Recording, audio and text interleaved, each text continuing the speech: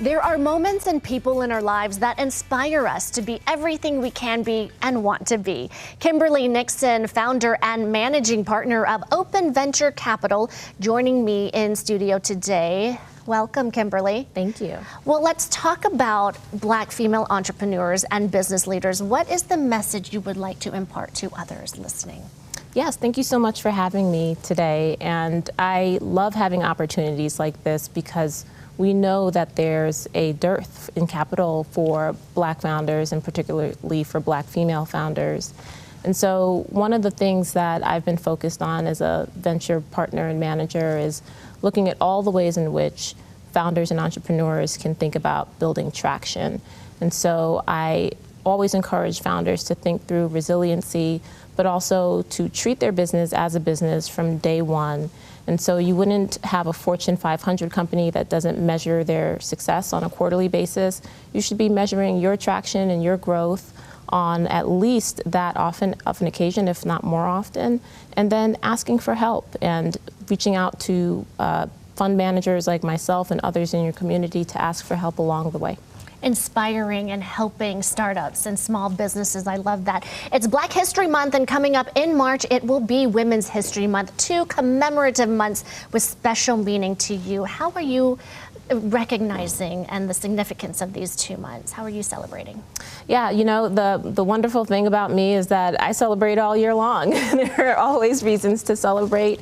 There are always leaders in the space, both as Black leaders and women leaders that we look to celebrate, that we look to partner with during these months. We want to highlight those leaders. We want to talk about the people that inspire us.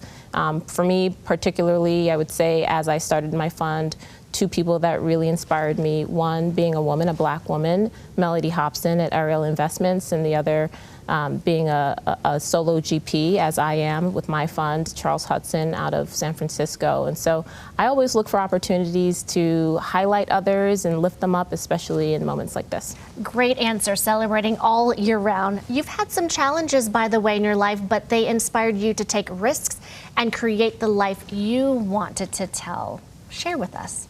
Yeah, I like to say I learned how to treat action like a muscle, and that comes out of my early issues with health in my late 20s. I had cancer in my late 20s, and it was a very treatable type of cancer, but it happened to arrive just a year after I lost my mother-in-law to her 20-year bout with cancer. And having cancer at that stage in your life really changes your perspective. It makes you think about time. It makes you live urgently. And so a lot of the time, we all have these great ideas, these ideas we want to get off the ground, these risks we want to take, and we'll think about them forever, for years.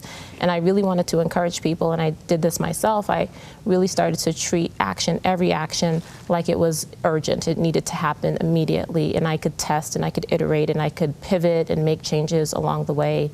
And so I did that for an extended period of time. I won't say how long, otherwise you'll guess my age, and until I got to where I am today. Well, health is everything, and we're so glad you're able to share your story. Now, going back to investing in others, particularly Black and minority entrepreneurs, it's so important to you. Do we have work to do in this area? We have so much work to do. We know that, well, honestly, the number has actually gone down. It was 1.3% of all venture funding last year, or the year before, 2021, and it went down to 1% of all venture funding went to Black founders in 2022. We know that most venture funds don't have Black investors, so that means that when bias exists and there's not a real effort being put forth to make sure that there are funding opportunities for all founders, we're going to have a gap that we need to fill. My fund has a health and wellness mandate, but I still am obviously always looking for the best founders of all backgrounds. I also work with Techstars in LA, and we are also always looking for founders of all diverse backgrounds to make sure that we bring together a class and a cohort that represents the best of all the best founders across emerging opportunities today. Kimberly, where can people find more so we can find them?